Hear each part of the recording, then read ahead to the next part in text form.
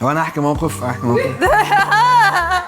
ده اكتر موقف احراج في حياتي. احراج ماشي. انا كنت نازل في مره ديت اول مره خالص، ورحنا قعدنا في مكان نشرب حاجه، وقمت عشان نجيب حاجه نشربها، فالراجل اللي واقف على المكان بيكتب الاسامي على الكوبايات ماشي. فهو مسك الكوبايتين فقال لي الاسم ايه؟ قلت له حليم. قال لي ايوه. الكوبايه الثانيه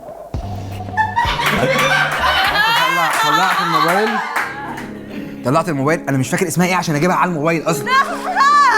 والله العظيم احراج. واقف عمال يبص، والراجل باصص لي وانا باصص له، والناس الدنيا اسودت حوالينا خلاص مفيش غيرنا في المكان. قلت له حليم. قال لي هتشرب الاثنين؟ قلت له اعملها. خلصت مع احراج مع الراجل ده. انا بقى من اول ما خدت منه الكوبايه لحد ما اروح اقعد على الترابيزه انا عمال افكر في حجه هقول ايه. رحت قعدت، مسكت الكوبايه قالت لي هو ولا عشان ما ينفعش انت بنت. لا قلت لها ما اعرفش. انا قلت له 2 حليم، قام كتب 2 حليم. ما اعرفش. دي كده اخر مره نزلنا خلاص، ما نزلناش ما طبعا ده معناه ان انت مش بتحبها ومش انترستد. هيكون اول مره. ما احنا دي اول مره ننزل، ما لحقتش ابقى احبها، ما لحقتش لسه، كنت لسه بنفهم ايه الموضوع.